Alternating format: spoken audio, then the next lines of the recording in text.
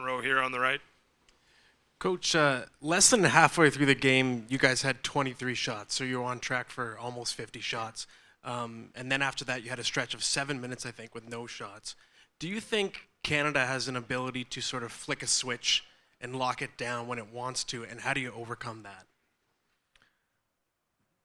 Well, yeah, there was a dry spell there, but some of that was also of just as I just mentioned, giving up opportunities to bring the puck to the net to try and create seconds opportunities that come off of good shots to the net. So at the same time, we all know the strength of the Canadian team, and we have a lot of respect for the potential in that group. And they did tighten up for a while there, but I thought once we had them 2-1, there was opportunity to bring this game even, and yeah, we had a lull there.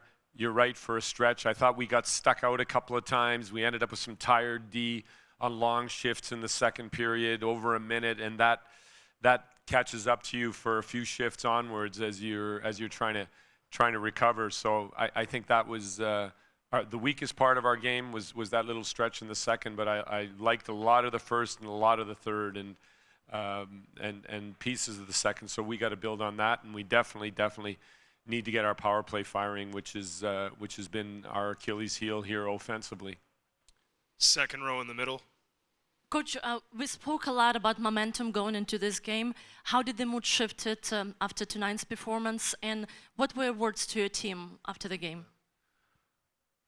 Well, we've done well with adversity in this month. We've had a few situations of it, and I think knowing these players, this will give us more fuel for game two, and we will come out of this stronger again. We're here to continue to grow and to learn and evolve, and we're very angry right now, which is a good thing, but we also are confident with what we felt today, and it makes us that much more frustrated at the moment. But I'm sure we're going to come out fighting very strong right off the hop in game two.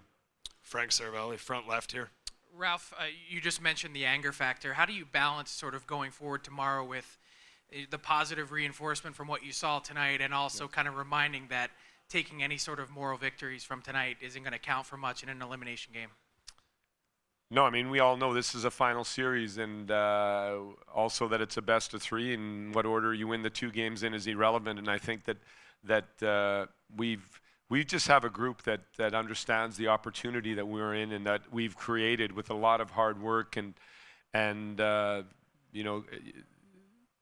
togetherness, actually. And this will pull us together even that much tighter, I think. That's what I feel out of this group and in the room right now. And get a good sleep, get a good meal, and we'll find ways to confirm what we need to do. At the same time, we've always been speaking about where we can get better, and we'll look at that tomorrow in the morning and then start building towards game two. Front row middle here. Coach, I think all the way back from the Washington game against Sweden, you've had just a ton of odd man rushes in every single game. You're probably leading the tournament in that category. Would you try to explain in hockey terms what allows you to do that? On the offensive side, I hope. Exactly. I mean, I just think it's a real commitment to defense. Today we out takeawayed Canada, which is one of the places that Canada is the best at the world at, and takeaways are just a sign of persistence and hunger on the checking side of the game. We're a good checking team. Everybody's involved. Our forwards are working so hard back, and a lot of those takeaways are creating transition opportunities, and that's our weakness right now, is taking opportunity of those. If I look at Canada and the transitions and the odd man rushes they had and the ones we had and what came out of it, that's where we need to improve. So it's certainly coming out of our defense and the quickness of the group as a whole, and some of our forwards, of course, have really good speed. It's now finishing those that we need to do in game two. So we're expecting odd man rushes again, but we need to bury them. Final question here, front right.